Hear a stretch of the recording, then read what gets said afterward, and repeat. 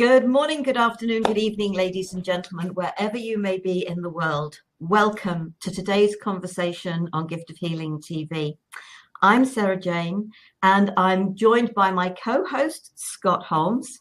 Scott, and by our guests, Laura Franco and David McLeod. Hi, guys. Great to have you here with us. Howdy. Glad to be here. I'm so happy to be here. Thank you for having us.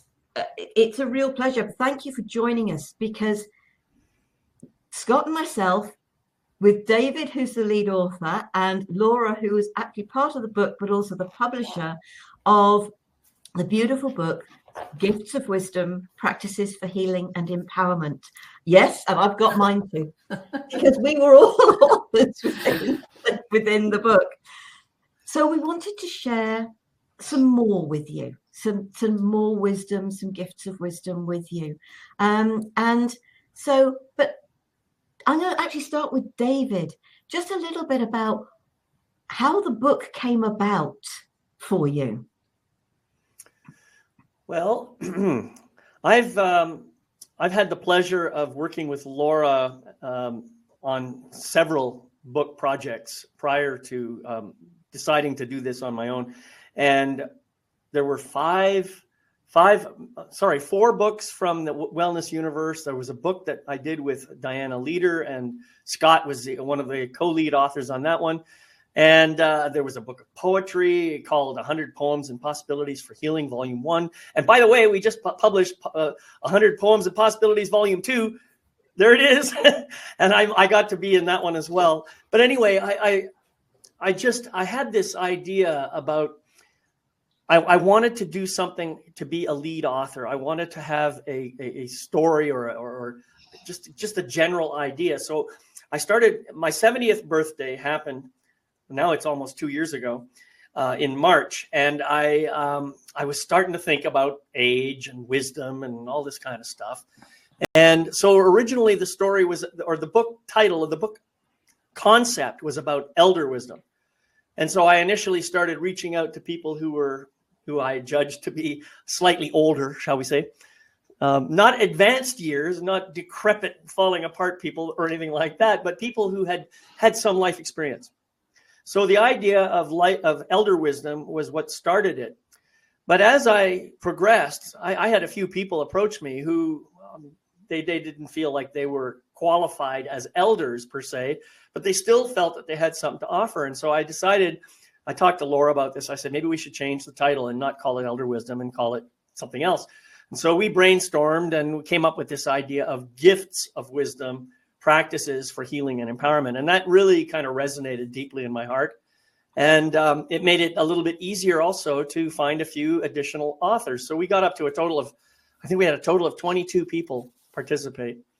One person stepped aside partway through, and Laura very graciously stepped up to fill that void. And so, that was just a beautiful experience. And both, you and Sara and Scott were people that I reached out to as well. And I'm telling you, this book really is absolutely amazing. The stories that people shared, the vulnerability that they expressed, the openness, the honesty, the huge hearts that people shared. It's just a dream come true for me. It was a labor of love, and it was just a fantastic project. About 2 years in the making altogether. I don't think every book has to take that long. I'm sure Laura can tell you that really it only takes about 3 months, but that was what happened. And that was the journey that it took. Thank you, David, for sharing.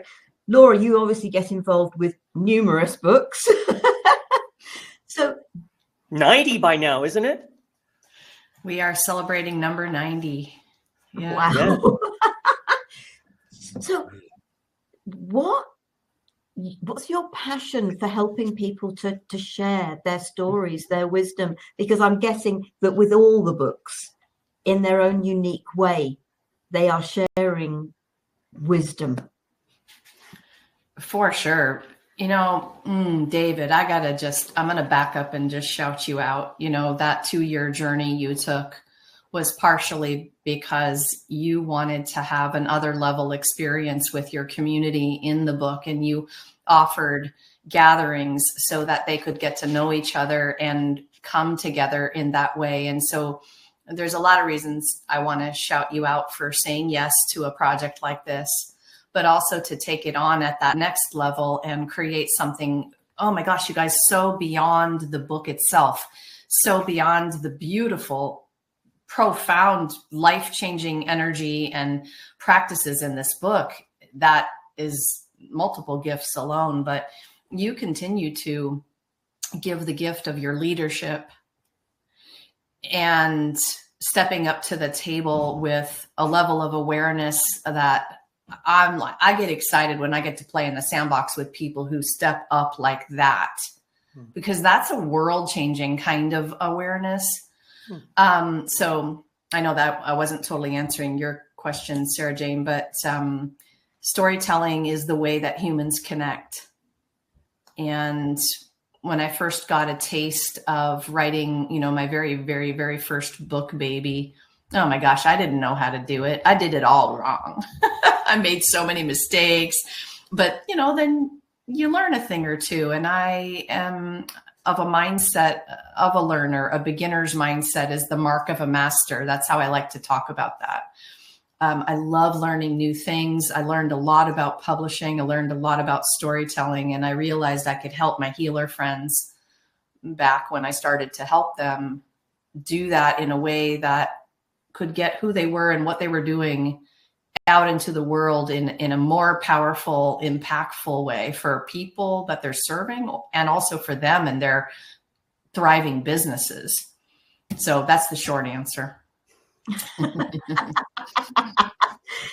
And it's really important, isn't it, for those of us who feel that we're here to share that wisdom, to actually be able to use our voice in every way that we can. This program is a classic of that, as far as I'm concerned. Been doing that for a few years, this particular program for a few years now.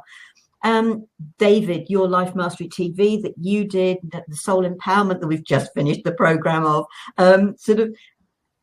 but also Scott, you've got involved in that. Laura, you get people to actually talk as well as to write. And that's really important. So Scott, some thoughts on sort of the sharing and the importance of, and why and how you got involved. I wanted to be a writer when I was 18 years old. I was going to be a poet laureate. I was going to be a writer. And that was at 18. At 25, I had 3 kids, 3 jobs, and didn't know which way was up. Mm-hmm. And I was in survival mode for a number of years. After my wife passed, I talked to Laura. The funniest thing is, a friend of mine said, "Oh, you've got to meet this woman. You could write a book." And I'm like, "Writing a book? How can I do that?" The concept. So I became an advanced reader for Laura, and I wrote a review, and I sent it to her. I sent it to her pretty quickly, and she said, "I'm going to put you on the back of my book." I went, "Excuse me? I'm a nobody. I have nothing to offer." But she did that because she loved the way that it came across. And then she said to me, there's this woman that's putting together a book called Sacred Death. Quite a title. And I had just lost my wife. And that's where I was. I was in dealing with the grief. I was dealing with the loss. I was dealing with all of that. And I thought, that's amazing. I'm gonna do that. It's become 7 books later that I've worked with Laura. She has allowed me to write what was in my heart and share it with the world. And through those projects, I have met Sara Jane. I had met David. I have been to Minnesota in a sweat lodge because one of the authors was putting it together. I have gone to India because the lead author for Sacred Death brought people to her home in India to see Delhi, to see the Himalayas. It was absolutely amazing. I've had the thrills of being able to open my world to all of that it has to offer. And Laura has done that. She has introduced me to people I would never have been able to speak to. Through interviews with David, with interviews with Sara, I've talked to people from all over the world. In helping write the book, Transcendent Men, I was able to make connections that I never thought I could. And that is the experience of writing. And hopefully, and we've talked about this, the ripples that it causes going outward in such a positive manner will change the world for the better and allow other people to recognize that they too can tell their stories. And that's what this is all about, is about the sharing, the collaboration. And in this book, Gift of Wisdom, we all shared what we thought was important. What would we tell our younger selves? What would we tell our grandchildren? And give those life lessons. And that's what came out of this book. And I was really pleased with it. And for those of you, anybody listening, pick it up. And I know nobody reads anymore who's under the age of 25. But those of us who write and those of us who read, it is well worth the time. You will get so much out of it. And that's just it, isn't it? It's sharing the experiences that we had and the growth that they supported us with. And sort of all pain is purpose. And it is. And I remember when I was sort of going through the whole load of stuff, and I decided to, my wake up, if you like, from my pain. And it was the psychotherapist who said to me, it was just like, you never know when you are being lucky. And the broken jaw that gave me the 6 months of pain and sleepless nights, which gave me my wake up, was one of the best things that could have ever happened to me, because it took me out of being the people pleaser and helped me to learn to say no. So that pain had a real purpose. Now, I know this is something that is really close to your heart, Laura. So do you want to sort of add a bit more to that? Because I agree wholeheartedly. I love that you gave us that personal example, and my whole body was nodding, if you didn't see part of my head nodding, because I think you gave me a light bulb about boundaries. So my worst moments became humongous opportunities to set healthy boundaries for my life in many different ways. But you had said, the wake-up call about being a people pleaser, that's a life changer.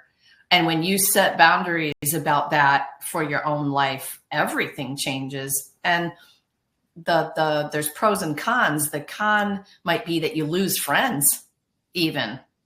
And so I always want to encourage people to keep setting healthy boundaries. Your community will shift as you stand up tall inside of your own worthiness, set your healthy boundaries, raise your vibe, and then begin to attract the new inner circle that continues to lift you up. I've experienced these things, but only after some pretty big moments where you can't see it when you're in it. When you're in it, if you could see it when you were in it, I think it would be a lot easier, right? And so that's my practice nowadays, is if I'm having a bad day, I think this is a ninja move of mindset. I pause there and go, all right, you don't see everything yet. You just don't see everything yet. What else is possible here? And if I can't jump to some good possibility, I'll just go neutral, breathe. You practice my breath work, practice staring at the beautiful sky or something to get myself neutral versus being pulled down in that dark pit where we go sometimes on a bad day. So this is favorite topic of mine. David, your thoughts? Well, it's interesting as Laura was talking. Yeah, it is true. You might lose some friends as you become more aware. And for some reason, this reminded me of going to military college back in 1970, 71. And all the guys that I met when I was there, we were all, 18. Some people were as young as 16 or 17, but most of us were like 18, 19 years old. And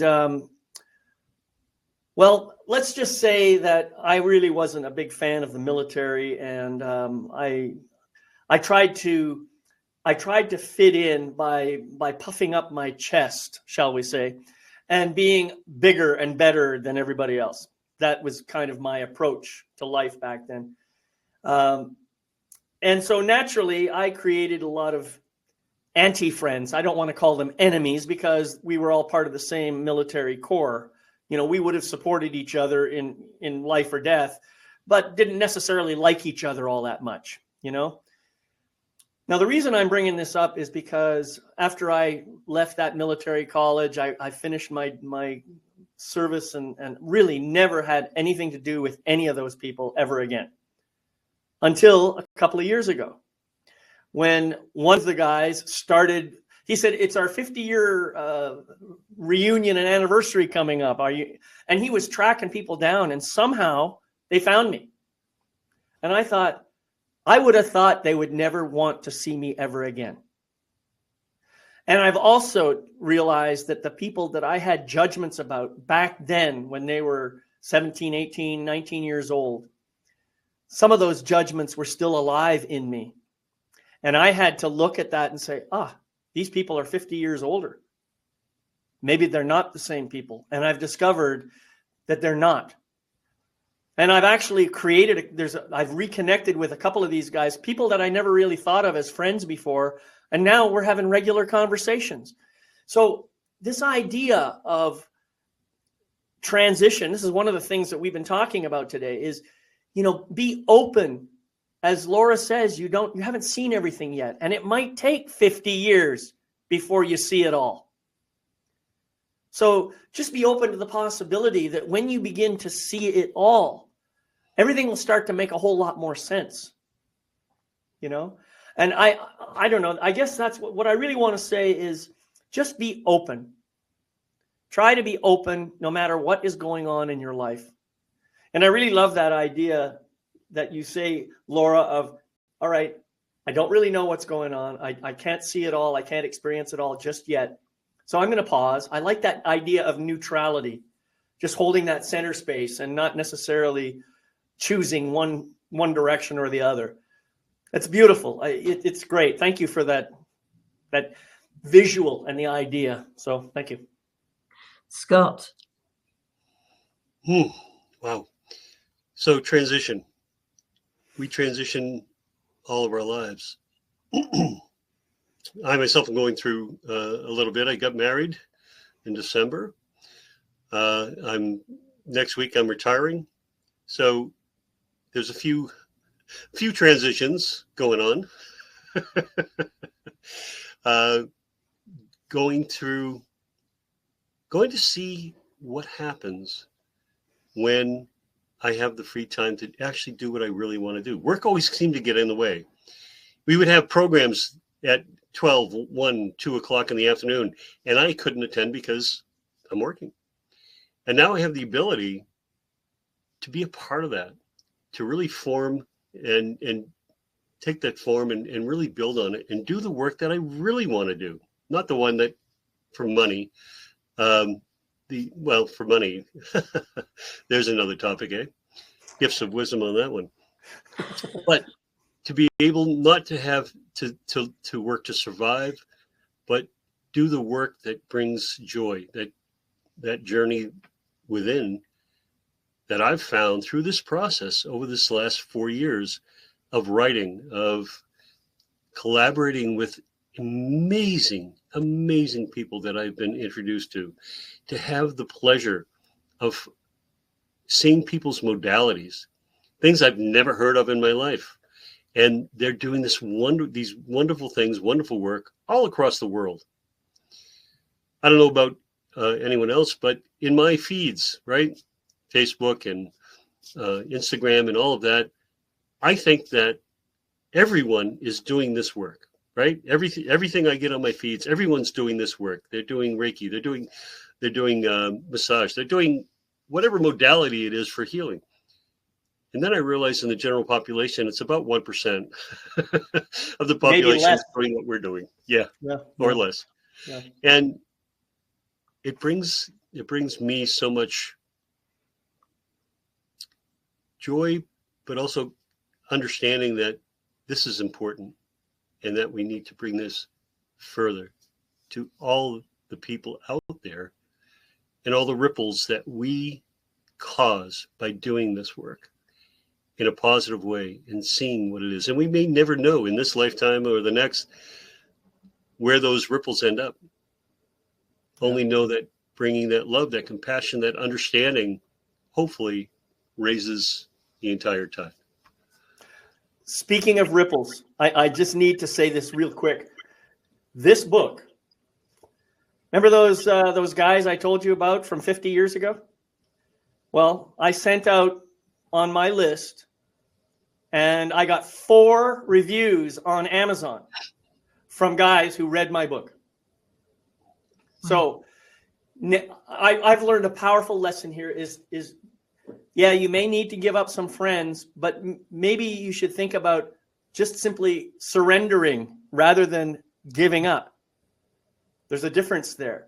And they may come back in your life. I mean, I could not have expected 4 reviews from those men. That blew my mind. But isn't that about us having the confidence to share our story? And sort of last year, 1st of April of all dates, I posted a video on YouTube of me reading one of my articles. That article was called "You Didn't Become Selfish, You Became Harder to Manipulate." What has blown my mind is that to date, that video has had over 98,000 hits. That is amazing. With over 600 comments, of which I've gone back and I've answered each and every one. That video has touched lives, men and women of all ages. We never know by putting something, what we consider is relatively simple. It's just our thoughts. We never know the lives we are going to touch. The comments about that, the just title alone was all I needed. Thank you for sharing what you've done. I now feel that I'm actually not on my own. That's what these books do. That's what sharing our stories does. It helps people to realize they are not on their own. There are other people who are having experiences, if not the same, similar. And from the gifts of wisdom, the one thing that sort of came to me very much was, even if the story isn't the same, how the things that happen to us make us feel. There are so many similarities for people in the feelings that what they're going through and what other people have gone through. May not be the same story, but it does engender in us similar feelings. And it can be actually so freeing when you realize you aren't on your own. So, Laura, you support people to do this. 90 books now, including David's and the one that we were all a part of. And this must give you actually so much pleasure to know that you are touching so many lives. Beyond. Yes. It's in the multiple thousands at this point in terms of, somebody was talking, Scott, you're talking about world travel, and the people you've met and the places you've been. I get this visual of the globe with all the little red flags where we all are from this community.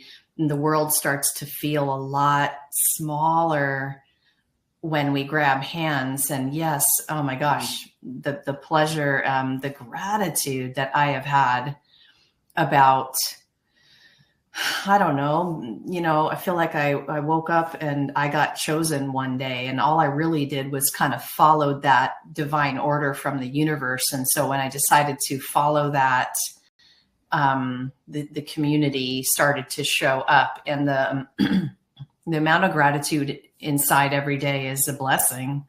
It's a really nice way to live. That title of your video, Sara Jane, it is such a hook title. And it's a hook title because of the feels, because of the way you kind of stood up for yourself, and even just the one line title.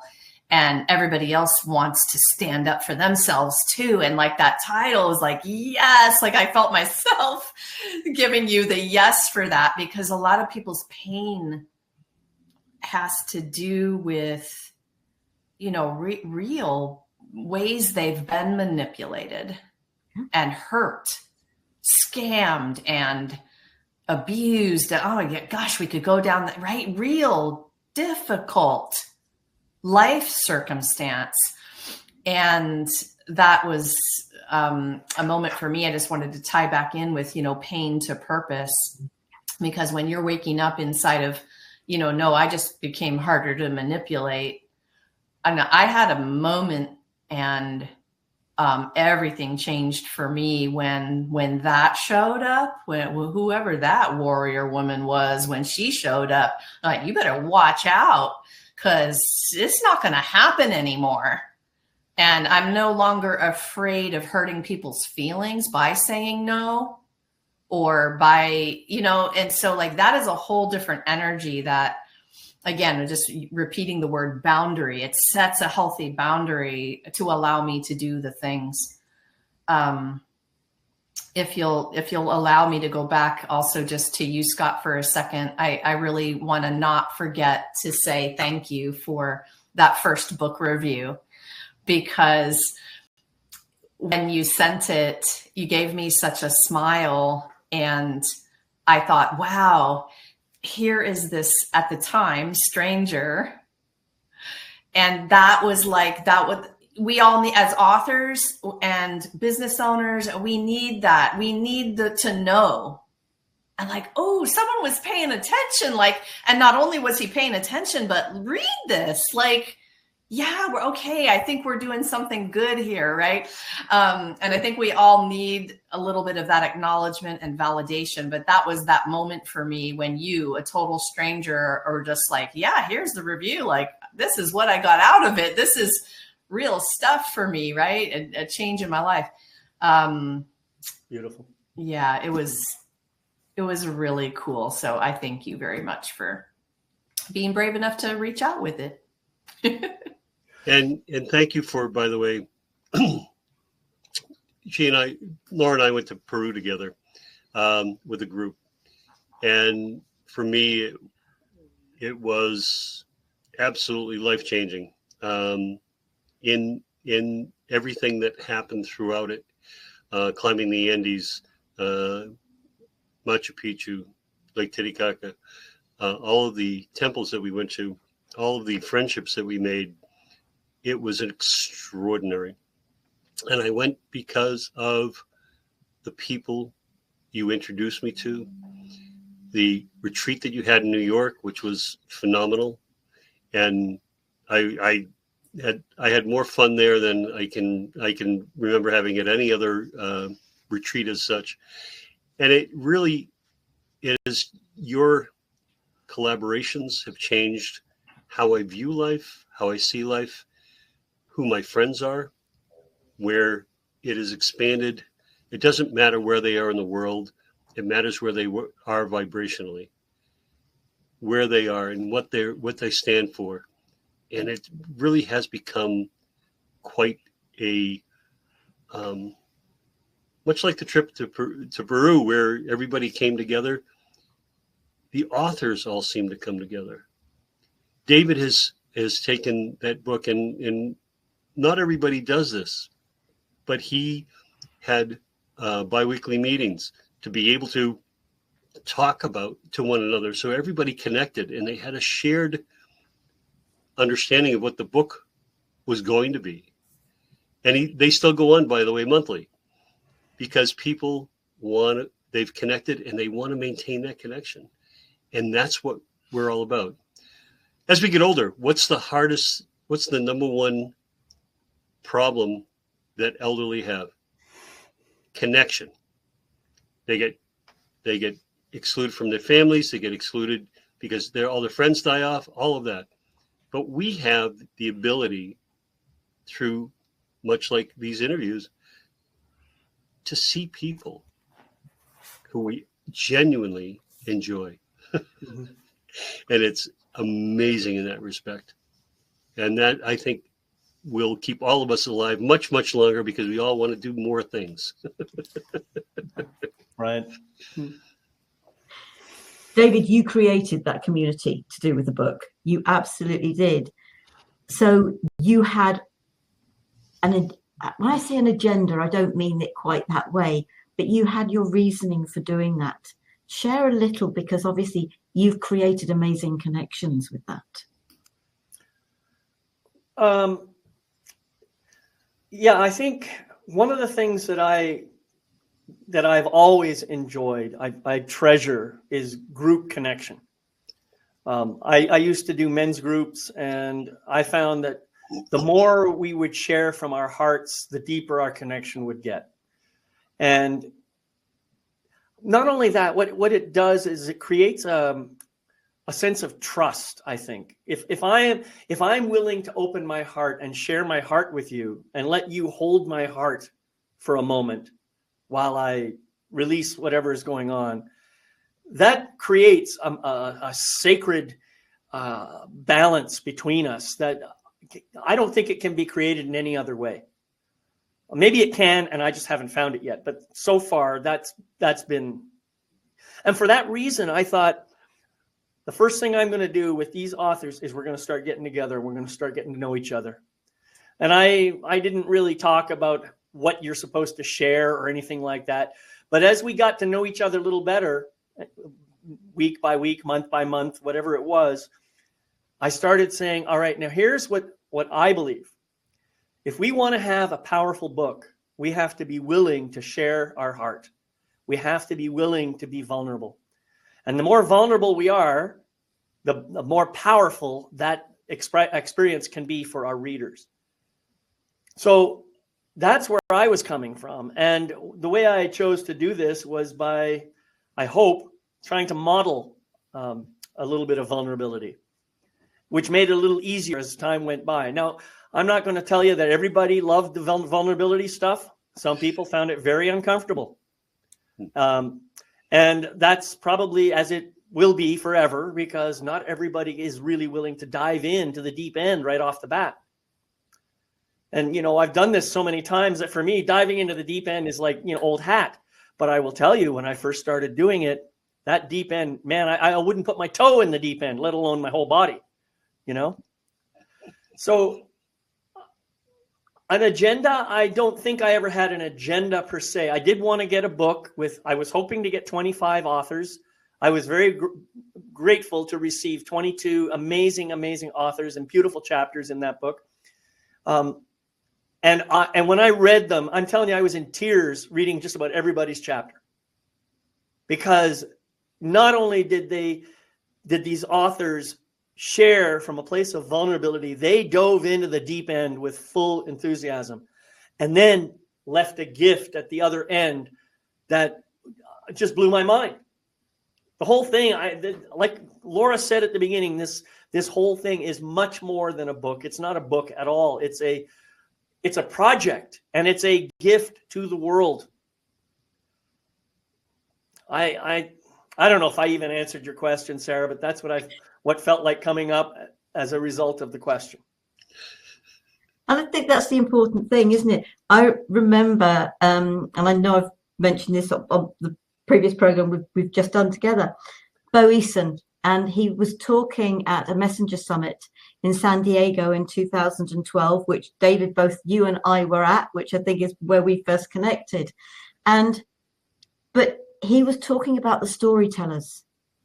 It is the storytellers that are going to be able to touch the lives of people when we open up with our story.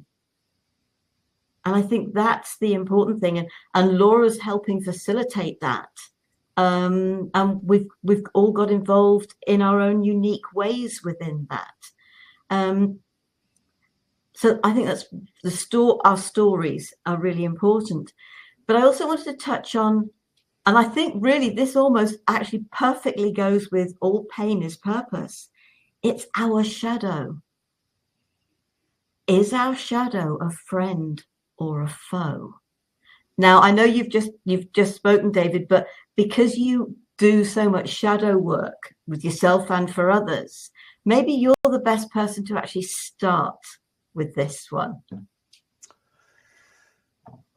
Anytime I hear somebody say something along the lines of, I can't, I don't wanna, I'm not worthy, I'm not lovable, anytime I hear phrases like that coming out of people's mouths, I know there's some shadow at play here. And every person I know, I haven't met one yet who is free of shadow. We all have shadow. And not only that, even if you have done the work to heal the wounds that underlie a shadow, that doesn't mean that the shadow necessarily goes away. So you're not going to get rid of your shadow. And for this reason, a lot of people think that, well, it's a bad thing. I somehow have to push it way, way, way, way back in the background so it has no impact on my life. Well, I don't really care how far you push it back. It's never going to have no impact on your life. It's always going to show up somehow, somewhere, when you least expect it and when it's the most inconvenient for you. That's the way the shadow works. I like to describe it to people in a playful way. I say, a shadow is kind of like your kids, they're absolute angels when during the daytime, when you're around, when you're moderating them. But the moment you go to bed at night, those kids are out, they climb out the windows, they go around the neighborhood, they toilet paper everybody's houses. That's what your shadow is like when you're not paying attention. Now, it can be a pain in the butt, or you can start looking deep into your heart and start to understand, how does my shadow manifest in my life? Well, it manifests with these statements that I make, that I just identified a few examples of. If I catch myself saying that, I can say, is that really true? Where does that thought come from? And then I can start doing the work, and I can start working my way down inside and saying, yeah, I see, when I was a little boy, my mom told me I had a lousy singing voice. And maybe back then I did, I don't know. Or maybe she just didn't like it, whatever it was. But I somehow took that in, I internalized it, and I created this story about not being a good singer. Or maybe I was a lousy artist. Or maybe I just didn't clean my room enough. I'm not good enough to clean my room.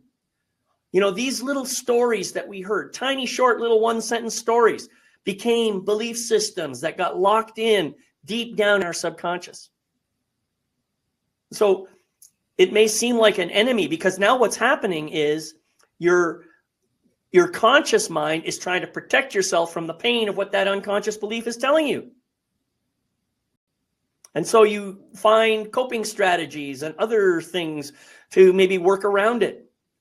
And maybe those actually work while you're young. Maybe those actually keep you safe to the point where you actually kept yourself alive. But as you get older, you're still using those same patterns. And what happens is you reach a point in life when those patterns no longer serve you. And really, that is when your shadow seems like an enemy more than a friend. But even so, if you can uncover the verbalized belief that you have, find the deep wound inside that brought that into existence, and then try to heal that wound from the place of your highly intelligent and highly illuminated parent self. Bring that loving, unconditionally loving parent to bear and heal that wound. Then what happens is the shadow starts to lose its power. It starts to become more integrated within you, and then you are able to embrace the gift that shadow actually has been hiding all these years. So, for example, maybe I'll suddenly discover, geez, I guess I wasn't such a bad singer. I guess I wasn't such a bad writer. I guess I wasn't really this terrible artist maybe I can try again and discover a whole new series of gifts that have been there all along. Sorry, that was a kind of a roundabout way of explaining it, but I hope that all makes sense. Laura, your thoughts? Oh my gosh, how am I going to follow that? With awareness, we have a choice. So my practice and my language is about awareness, and specifically body awareness. I had a first 30-year career in holistic physical therapy. I've been a healer my entire life. And I really devoted myself to the exploration of what healing even means. Mind, body, soul. And, even though I was a physical therapist, I very quickly realized that healing and living was way more about my physical, or about more than just my physical body. And this, with awareness, we have a choice has been like this foundational practice. So shadow shows up, you guys can call it whatever you want. It's not a good or bad. It's not to be shunned, or, a lot of people say befriend it. A lot of people say, no, oh my gosh, you could hear everything you want to hear about what to do with your shadow. But what about just be for a minute and give yourself full permission to feel everything you feel? But when my reactions shifted to responses, my life got interesting. When I wasn't just spitting out a reaction right away because I was so triggered by the whatever that was happening, and I did that pause thing again. Like, this is interesting. Ooh, look at what you're doing. Look at what you're thinking. Look at how you're reacting. Like, I talk to myself like that, right? And I learned that these different ways of being aware of that inner voice. And I also learned I had a couple of them. It wasn't just one. Like, one of them was that nasty thing that someone said to me. And that was like David was talking about, well, you're not a great singer, or you're never going to be a whatever. And that could have been anybody. Could have been a parent, a teacher, somebody, whoever said those things to you, right? But then the second, I probably shouldn't call it a voice. The second thing was very silent. So she was a scared little girl who never said anything. She just shriveled into a corner and was, protecting herself from whatever consequence there would be if she spoke up. So like when little girl Laura shows up now, I'm like, all right, I got you. And I grab her hand and we go do the thing together. The nasty voice, I named her Martha. Martha, thank you. Thank you. I hear you, girl. I know you're trying to help me, but I got this. Like, okay, right? So I don't know that I want to befriend her too much, but I don't need to shun her either. I can work with all these all these characters and stay in alignment with joy and gratitude and love and peace and all the things that are the juicy things that we want to feel, So those are my thoughts. And they are like a lot of characters, aren't they? Sometimes. It's like a whole bloody cast of characters. Can be. Could be a little complicated in there. I don't know. That's right. What was that you said, David? Spend an hour in my mind. You'll never think you're crazy again. So So I still can't carry a tune in a paper bag. So I'm going to just say I am not a really good singer. But what I have done is I've made the peace, and I've accepted those parts of me that come up, and realize that shadow work is about those parts of me that are there to protect me. The things that worked when I was 3 years old and 8 years old and 12 years old, they were there to protect me. And now they still want to come up, and they still want to have a voice. But I'm now a shade over 60 years old. I'm in a much better place to view my life. And while I don't speak through their voice anymore, I don't react. And Laura, I love that breath. That single breath is the difference between reacting and responding. And I used to react right away, and I never knew who it was coming through from. My 12-year-old self, my 25-year-old self, my 8-year-old self, because I get triggered. My daughter was one of those people that could push a button and she could make me react. I used to think it was a game for her because I'd react to her right away. But I don't do that anymore. I could sit with no response. No response is a response, right? That quietness. And so I've made, through a lot of 5 years of psychotherapy, of meditation, of yoga, of all of those things that I did and still continue to find, I found all of those parts of me. The hardest one was the judge. The judge sat on the high bench and would declare if I did well enough or not, and was always so harsh. And he was the one person that I couldn't. And I found out that it was my dad. This was my dad's voice, because I was never enough. And when I finally made friends with the judge and realized that I didn't need him anymore, that's when my life broke open. You can call them shadow work.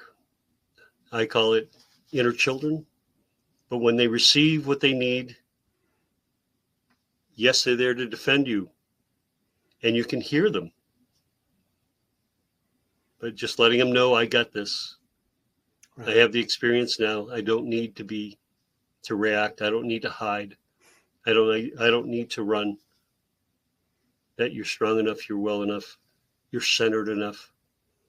And that's that joy in life, where you can stop whatever's going on, take a breath, listen, and not take it on yourself. Not everything is yours to take. So yeah, it's very similar in that respect. I just had an aha moment that I have to say thank you to both Laura and Scott for this. This idea of reaction. It just occurred to me as you were speaking that, I was a fighter pilot, as you know, and a big part of being a fighter pilot is you have to have very fast reaction time. Well, guess what? I trained myself to react quickly. And I never made the connection before until just now. This now helps me to understand why it is that I have so much challenge switching off the reaction and staying in response mode. So now I have some more beautiful, amazing, delicious work to do. Thank you both so much. That's a pretty big deal, David, because, if you think about the way that you had to train yourself to react for survival, that's a pretty deep thing to ingrain in a mind body. And I would imagine very difficult to unlearn or untrain, because it had to do with you keeping your life, going. I love that example. Thank you for sharing. Well, I'd also like to say, for anybody who's watching this or the recording, I'm 72 years old. Well, I'll be 72 in March. And it's taken me that long to figure this out. So whatever you do, don't make yourself wrong because you haven't figured something out yet. Be gentle, be loving. When it happens, it happens. This is a beautiful, beautiful moment for me. Thank you so much. Thank you so much for this is what I was talking about earlier, like David's level of awareness and willingness to show up in his moment. I can't forget to say, you guys, my 78-year-old mom is in this book also. Yeah, right. And I cannot leave today without saying, you guys, go read Susan Ernst's chapter also. Remember, she said, throw some love at it. Yeah. What a great title. But you made me think of her when you said this just now, because she's been evolving and healing and learning in her later stages of life. And I am really proud of her. Yeah. Some people will die never having the awareness or even the willingness to be open. So love you, Mom.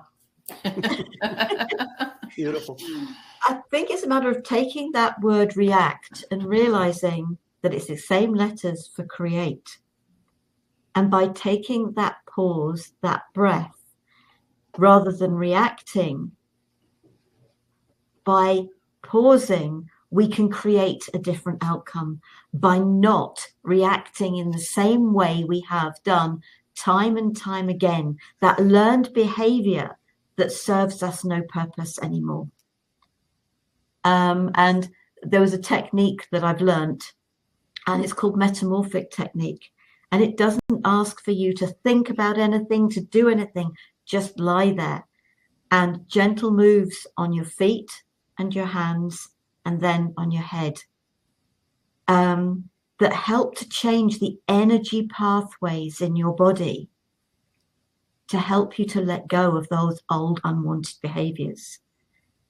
And as a practitioner, not only did I have to offer 50 sessions, I had to receive 20. And trust me, metamorphic technique and Reiki made a massive difference in my life.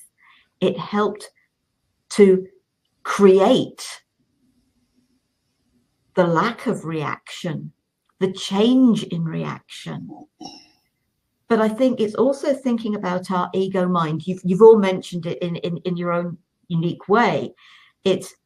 I see it as being, its first role was to be our protector.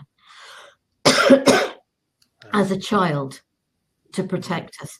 So when we actually went and put our hand on something hot, it helped us to learn not to do that again, or something sharp, or jump off something that was too high, that it would hurt us. Lots of little things, but it was also listening to those words that hurt. Right. Okay, all right, that hurt, that was uncomfortable. I'm obviously not good enough in that respect. We sidestep that aspect of ourselves. We try and stop being that aspect that we really are. And for me, it's about thinking, and maybe if you want to, you call it the shadow, but it's for me, it's about saying to that ego mind, thank you. Thank you for all the care and protection that you have given me over the years. However, I'm an adult now and you've taught me well. So, because it really is about that. Can I change your role, please? Let me promote you to being the personal assistant to my heart. Yeah, that's nice. Helping me to make my life choices happen. So stop stopping me and start helping me. And I love the fact that we all come from different perspectives, because that's what's so important. Because people will listen to this over years, because once it's up onto YouTube, unless that comes down, it will stay there. When people hear this, there could be something that Laura says that resonates, or David or Scott or myself. The rest may not. But because we've been talking about a similar topic, something amongst what's been said will hopefully touch their lives. And that is why I think the majority of us, all of us, do this, to help people and to speak in the way that helps them to move forward in their life. I love what you were saying about gratitude. And I think if there's just one thing that we can all learn and take with us going forward, it's to learn to be thankful, to be able to say thank you. You know, Laura was talking about when she feels this sense, you know, triggering happening, pausing. And if you can just pause and say, oh, thank you for this trigger. Thank you for this moment to allow me to be aware of how I want to react. Thank you. I mean, just expressing gratitude for everything in every single moment. I mean, it's not just a game. Sure, we talk about fake it till you make it, but there are good reasons to say thank you for something that might feel unpleasant in the moment, because it's an opportunity to grow. It's an opportunity to expand. It's an opportunity to just make my life better.